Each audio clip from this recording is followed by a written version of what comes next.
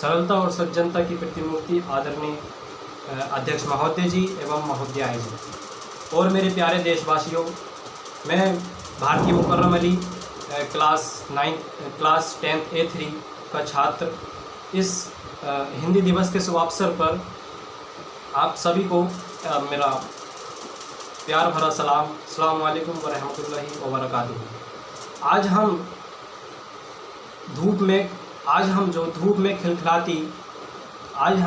खिलखिलाती धूप में स्कूल के ग्राउंड में जो अपने कार्यक्रम को प्रस्तुत करने की बजाय एक 4x4 के छोटे से कमरे में अपने विचारों का आदान प्रदान कर रहे हैं। इसका कारण है कोरोना संक्रमण महामारी। और अच्छी बात यह है कि आज जो हम कोरोना ने बदली जीवन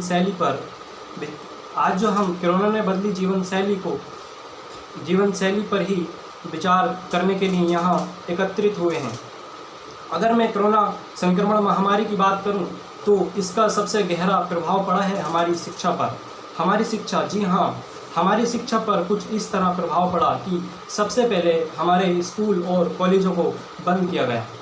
हफ्ते 2 हफ्ते बाद पढ़ाई तो स्टार्ट हुई, लेकिन इंटरनेट के जरिए। पर अफसोस की बात यह है कि लोगों के पास पढ़ने के लिए मोबाइल नहीं, पढ़ने के लिए कोई साधन नहीं। अध्यक्ष महोदय जी, हमारी क्लास 10th A3 में कुल 45 स्टूडेंट हैं, लेकिन क्लास कितने लेते हैं? क्लास में अटेंड कितने होते हैं? सिर्फ 25 या 28, बाकी 16-15 कहाँ चले गए? पता लगाया गया तो पता चला कि वो 16 और 15 उनके पास फ़ोन नहीं है पढ़ने के लिए। अगर फ़ोन है तो इंटरनेट नहीं है। इसका क्या कारण है? इसका कारण है हमारे देश के कुछ करप्ट लीडर जो कि हमारे देश के पूंजीपतियों के साथ मिले हुए हैं।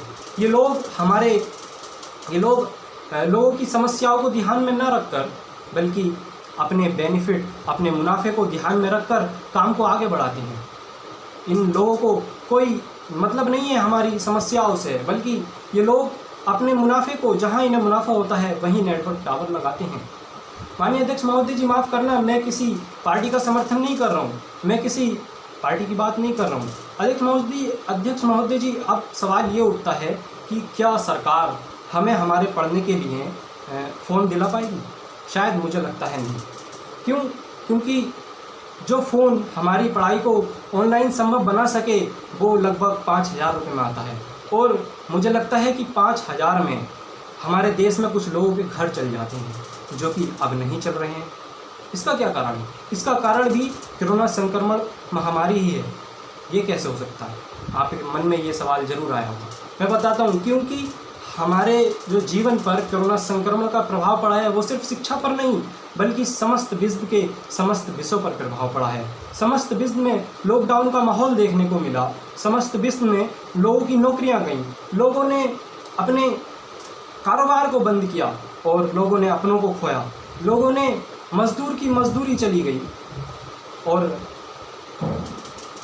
ये सब इस सब का कारण है कोरोना संक्रमण महामारी। माननीय अध्यक्ष महोदय जी, हमने जो इसी के चलते लोगों ने बहुत संभव प्रयास किए कि कोरोना को हम हरा पाएँ, लेकिन अफसोस कि हम नहीं हरा पाए। हमने सेकेंड वेव का भी सामना किया, जिसमें कि हमने अपनों को खोया। हमने अपनों को मिट्टी और अग्नि देने की जगह हमने लोगों को नदियों में बहा दिया। हमें अफसोस इस बात का नहीं कि हमने अपनों को नदियों में बहा, कि हमें अफसोस इस बात का है कि हम कोरोना को नहीं हरा पाए। और इसी समय के चलते आप सभी लोग जानते हैं कि हमारे देश में कोरोना की 3rd वेव भी एंटर हो चुकी है। और मैं आप लोगों से सिर्फ यही विनती करना चाहूँगा कि आप सभी लोग कोरोना संक्रमण महामारी से लड़ते रहिए। आप अपने खुद से लड़िए कि हम कोरोना को हरा पाएँ। और मैं अपनी बात को विराम देने से पहले बस कुछ पंक्तियाँ कहना चाहूँगा कि मेरे देश की शान है आपकी जान, और मेरा यही अरमान है कि बची रहे आपकी जान।